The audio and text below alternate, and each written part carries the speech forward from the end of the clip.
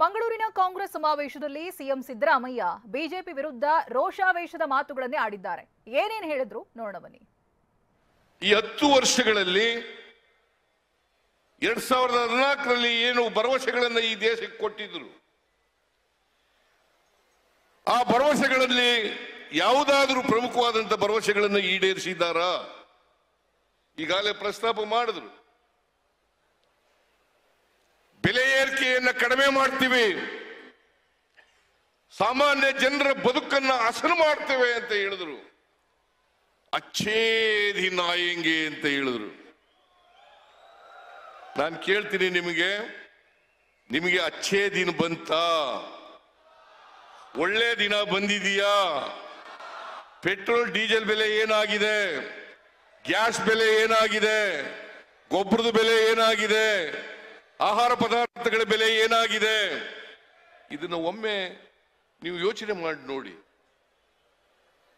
ಇವನ್ನೆಲ್ಲ ಸುಳ್ಳೋ ನಿಜವೋ ಅಂತಕ್ಕಂಥದನ್ನ ನೀವು ವಿಮರ್ಶೆ ಮಾಡಬೇಕು. ಆ ವಿಮರ್ಶೆ ಮಾಡ್ತಕ್ಕಂಥ ಶಕ್ತಿ ನಿಮಗಿದೆ ಅಂತಕ್ಕಂಥ ಮಾತುಗಳನ್ನ ತಮಗೆ ತಿಳಿಸಲಿಕ್ಕೆ ಬಯಸ್ತಾ ಇದ್ದೇನೆ.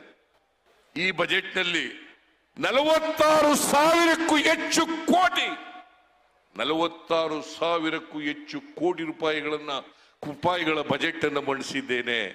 ದಿವಾಳಿ ಆಗಿದ್ರೆ ಮಂಡಿಸಕ್ಕಾಯ್ತಿತ್ತ? ನರೇಂದ್ರ ಮೋದಿಜಿ, ಯಾಕ್ರಿ ಇಷ್ಟೊಂದು ಸುಳ್ಳು ಹೇಳ್ತೀರಿ ನೀವು? ಈ ದೇಶದ ಪ್ರಧಾನಮಂತ್ರಿಗೆ ಯಾಕ್ರಿ ಸುಳ್ಳು ಹೇಳ್ತೀರಿ? ಯಾಕ್ರಿ ಸುಳ್ಳು ಹೇಳ್ತೀರಿ? ದೇಶ ಇವತ್ತು ನಮ್ಮ ಗ್ಯಾರಂಟಿ ಗ್ಯಾರಂಟಿ ಅನ್ನೋ ಪದ ಇದೆಯಲ್ಲ, ಅದನ್ನು ಕಟ್ಬಿಟ್ಟಿದ್ದಾರೆ. ಕಟ್ಬಿಟ್ಟು ಈಗ ಮೋದಿ ಗ್ಯಾರಂಟಿ ಅಲ್ಲಪ್ಪ, ಗ್ಯಾರಂಟಿಗಳನ್ನ ಜಾರಿ ಮಾಡಕ್ಕಾಗಲ್ಲ ಅಂತ ಹೇಳಿದ್ರಲ್ರಿ ನರೇಂದ್ರ ಮೋದಿಜಿ. ಬಿಜೆಪಿಯವರೇ ಯಾಕೆ ಹೇಳಿದ್ರಿ?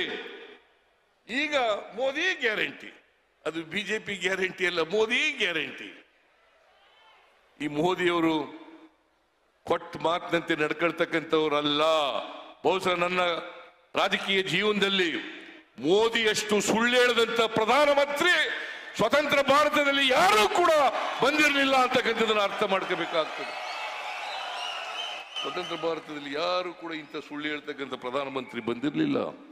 ನರೇಂದ್ರ ಮೋದಿಜಿ, ಯಡಿಯೂರಪ್ಪ, ಬಸವರಾಜ ಬೊಮ್ಮಾಯಿ, ಅಶೋಕ ಮಾಡಿದ್ರೇನ್ರಿ?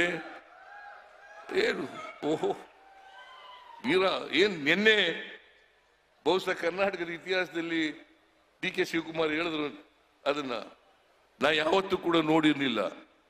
ಮೊದಲೇ ಪ್ಲಾನ್ ಮಾಡ್ಕೊಂಡು ಬಂದ್ಬಿಟ್ಟಿವ್ರೆ, ಪ್ಲಕಾರ್ಡ್ಗಳೆಲ್ಲ ಹಿಡ್ಕೊಂಡು. ಯಾಕಂತಂದ್ರೆ ಬೈಕಾಟ್ ಮಾಡಬೇಕು, ಸಿದ್ದರಾಮಯ್ಯನವರ ಬಜೆಟ್ ಅನ್ನ ಬೈಕಾಟ್ ಮಾಡಬೇಕು. ಯಾಕಂತಂದ್ರೆ ಅವರಿಗೆ ಸತ್ಯ ತಡ್ಕೊಳಕ್ಕಾಗಲ್ಲ, ಮೈಯೆಲ್ಲ ಉರಿ ಬಂದ್ಬಿಡ್ತದೆ. ಸತ್ಯ ತಡ್ಕೊಳಕ್ಕಾಗಲ್ಲ. ಸತ್ಯ